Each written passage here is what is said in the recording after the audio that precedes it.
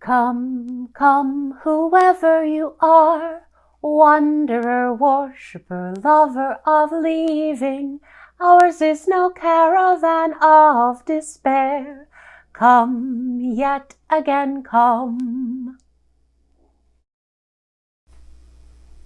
Welcome to All Souls Unitarian Church, All Souls everywhere. I'm Shannon Boston, your religious educator.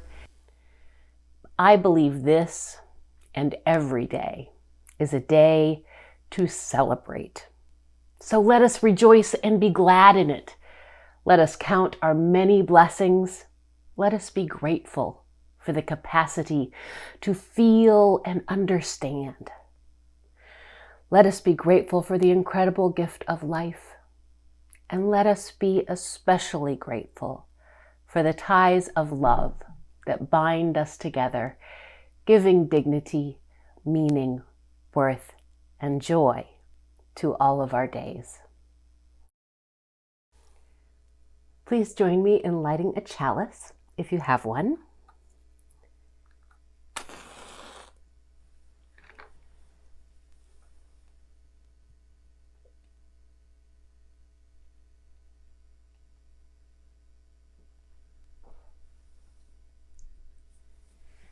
And saying the words of our covenant. Love is the spirit of this church, and service is its law. This is our great covenant, to dwell together in peace, to seek the truth in love, and to help one another.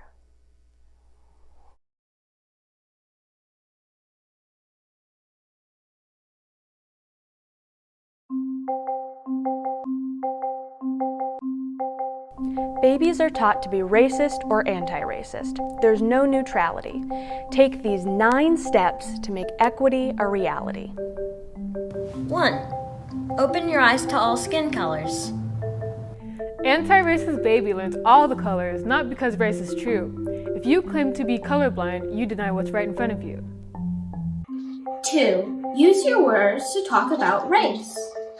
No one will see racism if we only stay silent. If we don't name racism, it won't stop being violent. 3. Point at policies as the problem.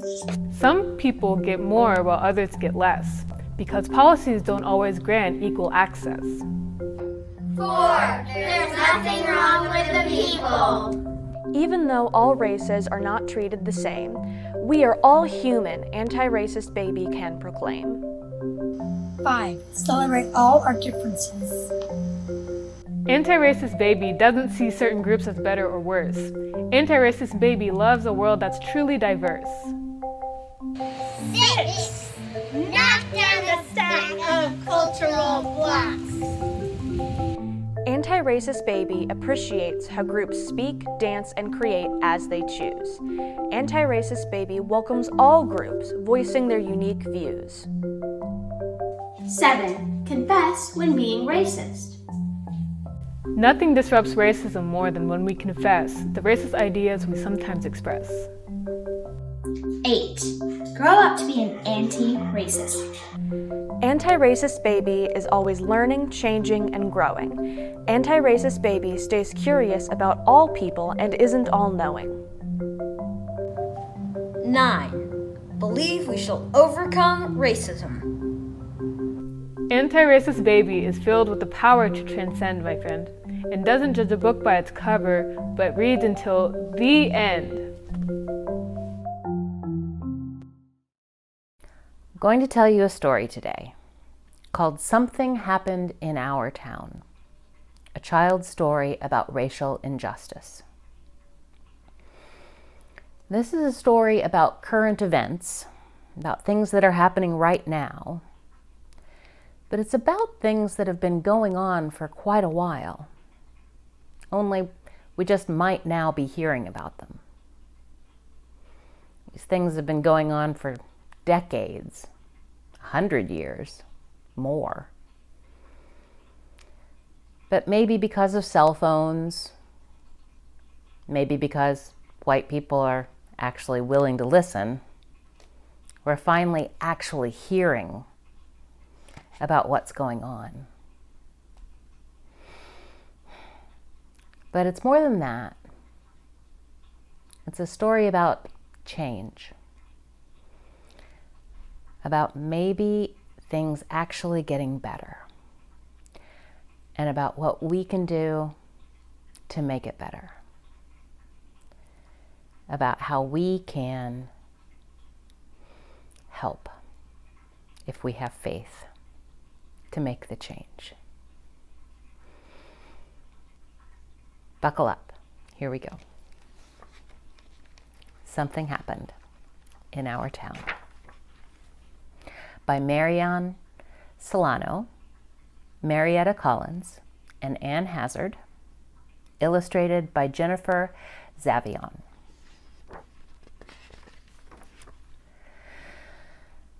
Something bad happened in our town. The news was on the TV, the radio, and the internet. The grown-ups didn't think the kids knew about it, but the kids in Mrs. Garcia's class heard some older kids talking about it, and they had questions. After school, Emma asked her mother, "Why did the police shoot that man?" "It was a mistake," her mother said. "I feel sad for that man and his family." "Yes, the police thought he had a gun," said her father. "It wasn't a mistake," said her sister Liz. "The cops shot him because he was black." Emma was confused. "He is brown, not black," she said. "Some black people have dark brown skin, and some have light brown skin," Emma's father explained. "Black usually means African American. Most of their ancestors were brought here from Africa as slaves." "I know what a slave is," said Emma. "That's when you have to do whatever the other person says." Yes, slaves had to do whatever white people told them to do. Even after slavery ended, white people didn't let black people live where they wanted, go to school with white people, or vote. Who are white people? White people came here from places in Europe, or Russia, or other countries. We are white, even though our skin is light tan. "Did our family do those bad things a long time ago?" asked Emma. "Yes," answered her mother. "Back then, many white people thought that they were better than black people, even though it wasn't true." Liz added, "Some white people still think most black men and boys are dangerous, even though they're not." "Was the man that got shot dangerous?" asked Emma. "No," her mother said. "Shooting him was a mistake. It was a mistake that is part of a pattern." "Like the pattern on my blanket?" Emma asked. "Yes, but this pattern is being nice to white people and mean to black people. It's an unfair pattern." "Suppose you had a birthday party and invited everyone in your class except the black kids," her mother said. "How would the black kids feel?" "They would be sad," Emma said, "or mad.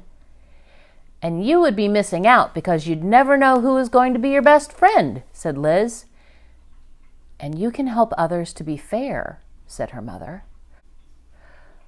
Like telling Anna to stop teasing Ling about her name?" asked Emma. Her mother gave her a hug. Yes, just like that. In another house, Josh asked his mother, "Can police go to jail?" "Yes," said his mother. "Why do you ask?" "That white policeman who shot the black man," said Josh. "Will he go to jail?" "What he did was wrong," said his mother. "But he won't go to jail," said his father. "Why not?" asked Josh. "Cops stick up for each other," said Josh's brother Malcolm, "and they don't like black men." Josh was confused. "Why not? Some police are black." "You're right," said his mother. "Uncle James is a police officer, and so is my friend Kenya. There are many cops, black and white, who make good choices," said his father, "but we can't always count on them to do what's right." Malcolm added, "I could get stopped by the police just because I'm black, even if I didn't do anything wrong." "That's not fair," Josh said. "What if it was a white man in the car? Would the police have shot him?" "They probably wouldn't have even stopped the car," said his father. "Sometimes white people are treated better than black people," said his mother. "But it's not right. Everybody should be treated fairly." Josh's mother gave him a hug. "We're proud of who we are. Harriet Tubman, Martin Luther King Jr., and Nelson Mandela were strong and brave black leaders.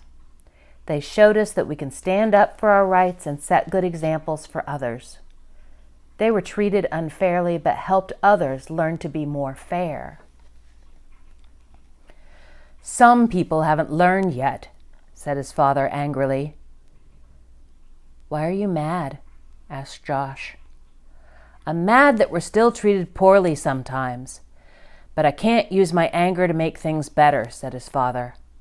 "Black people have a lot of power if we work together to make changes." "I have power," Josh said, "and I'm smart." His father smiled. "You're right," his mother added, "and you can change people's hearts by sticking up for someone who's not treated fairly."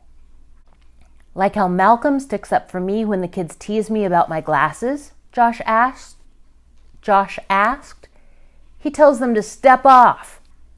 "Just like that," his parents said.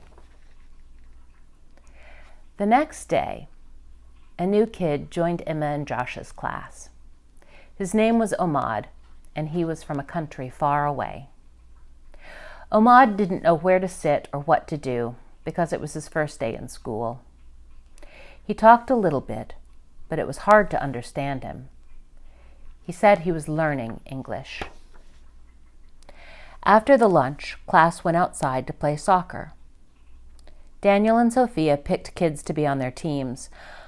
All of the kids were picked to be on a team, except Ahmad. Daniel said Ahmad probably didn't know how to play because he was new.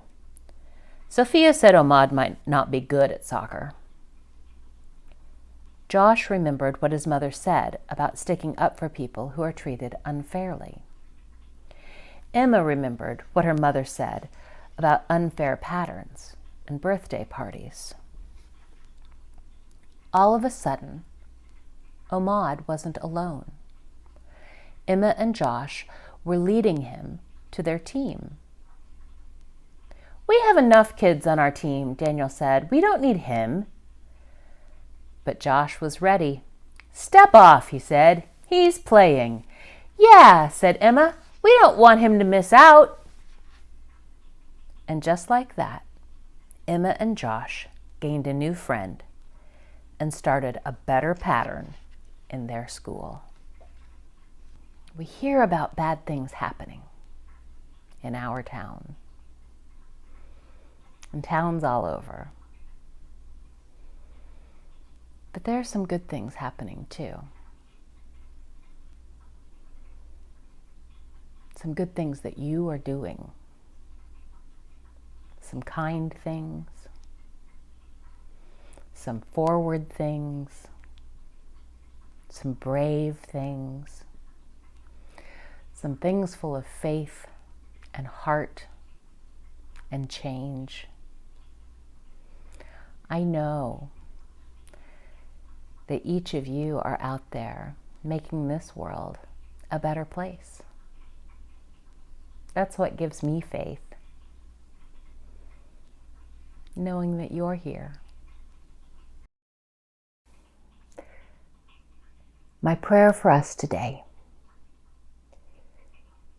is that we all know deep down inside, deep in the core of our being, that it can be different, that the world can be more fair, that we can make this a better place if we all work for it. if we all try, if we all put forth the effort to do what is right, to do what we know is good and kind and just. Remember to do that every day. Set your heart on it. Do what is good and right and just. Amen.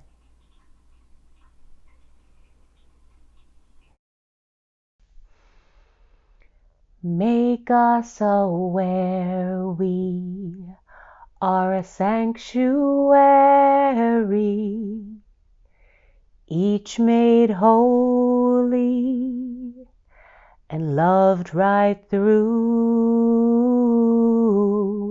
with thanksgiving. We are a living sanctuary anew. Now this song also brings in the idea of every day having a new chance, a new opportunity to be a sanctuary. We forgive ourselves, we forgive each other, and we start each day fresh. So remember that. Do that every night. Maybe sing this little song to yourself before you go to bed. Join with me, please. Make us aware we are a sanctuary, each made holy, loved right through with thanksgiving. We are a living sanctuary anew.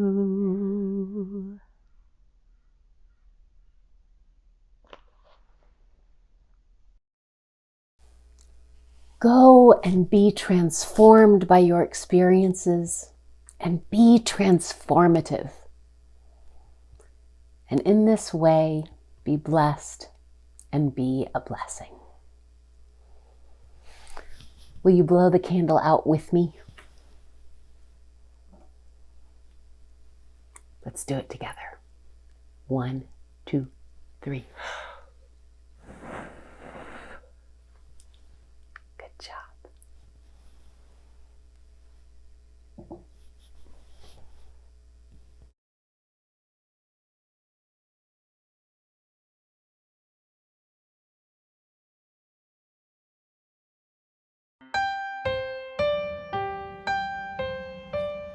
Go now in peace, go now in peace. May the love of all surround you everywhere, everywhere you may go. Go now in peace, go now in peace. May the love of all surround you everywhere, everywhere you may go.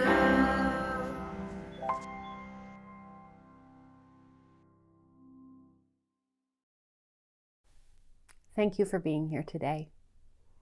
For the last 100 years, All Souls has been a beacon of free faith. For the last 10 months, we have stretched ourselves to continue to offer incredible programs and services, meaningful ways to connect with each other, serve the needs of our community.